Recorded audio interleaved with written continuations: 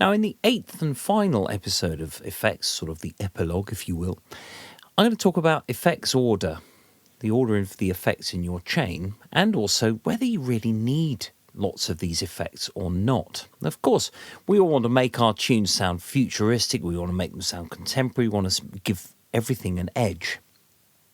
But is it really necessary to put every single effect on? Of course, the more effects you add on a computer, a digital audio workstation, the more RAM you need. So if you're struggling a bit with the physical memory on the computer, sometimes effects can actually make the thing crash or just stop working. So I've got my vocal part here. As you can see on the left-hand side, I have a compressor, then the reverb, and then a channel EQ, which has cut all the bass end off that. I could put the channel EQ before that, before the compressor. Why would I do that? Well, if we look at the equalization, I've got actually all the bass end cut off my vocal, because that's what you should do with anything that's mic'd, anything that you record with a mic. Just strip everything below 100 hertz or so, depending on the instrument, which means you don't get all your bass frequencies sort of wallowing about in the mix. However, I could put that actually before the compressor. That would be better, so that the compressor is acting on the important parts of the vocal. So if I just play that back. Then you go and show me up on the dance floor, neck another double shot. Okay, so if I reverse the compressor and the reverb, this is going to make quite a big difference. Not a particularly desirable difference, but it might be a nice effect. If I compress everything first and then put it through the reverb is simply responding to that sort of processed compressed signal. If, however, I put the reverb before the compressor, then the compressor is going to lift up those reverb tails, and it's going to sound rather different. Then you go and show me up on the dance floor, neck another double shot. Also, what it's done actually is to make that signal, that reverb, mono as well. So the stereo, the reverb is stereo, but the compressor is mono. So if I was to really explain the difference to this, maybe what I should do is to put this compressor back here, open up another compressor that is stereo. There we go. And then what I can do is I can save the settings from this compressor by just copying and then pasting onto the other compressor so that they are the same. There we go. Now I can essentially get rid of that. I've got my reverb and then the compressor. Now this is in stereo. Show me up on the dance floor.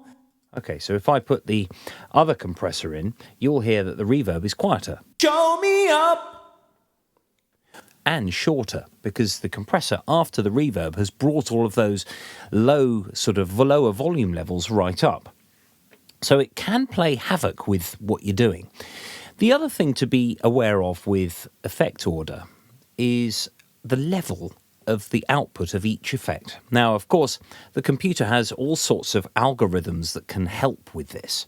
But if you, let's say we ramp the compressor really high up in level, the overall possibility is that the compressor that comes after, if you've got the reverb and everything, if, let's say we've got the channel equalizer, if we boost it up a long way, then of course the threshold and the ratio of your compressor are going to be thrown out by the fact that you've got a higher level. So you can make the compressor actually act without touching the settings. You can actually make the compressor kick in earlier if you've got a higher output level from one of your other effects. So when you put effects in, it's useful to be able to bypass them just to check whether the level is in fact too high or not. That's a really, really good idea. If you really want to, you could put a meter. Let's have a look. Metering, level meter. There we go. There's a level meter which I could actually insert into a particular place in my effects chain. So I've got a level meter first. On the dance floor. Now, if I put that level meter, that was a peak of about -12. If I put that level meter after the compressor, it will show something slightly different. Dance floor. It's completely held at that peak. And if I put the level meter after the channel EQ, for example, if I was going to raise the overall equalization like this and go to my level meter, of course it's going to read higher. Dance floor. There we go, it sort of came a little bit higher. So if you really want to have a look at that, you can. Now, of course, guitarists will say, well, yes, of course, your stomp boxes on the floor will completely change your sound. Now, that's partly because distortion is a feature of guitarist pedal board. So you've got to be very careful about whether you distort something and then it goes into something else, which maybe you wanted it clean.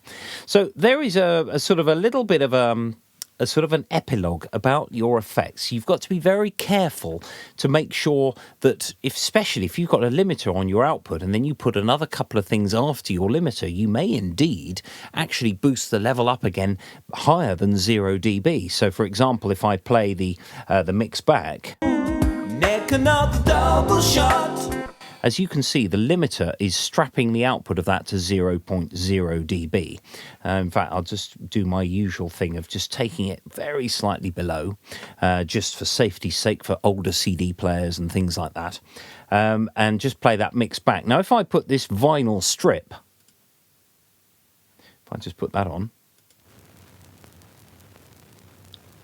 Show me up on the dance floor. Neck another. so yes, not intensely desirable as a sound, but also it brought my level 3 dB over the top, and that was after I put my limiter on. So if you're going to do anything like this vinyl strip or the reels, which are both plugins from Audio Thing, you'll have to put the limiter at the end so that it just straps everything down. So there we are, the end of episode 8 and the end of a little series about effects. And I hope you find it really useful in the pursuit of your music and your sort of exploration of your music.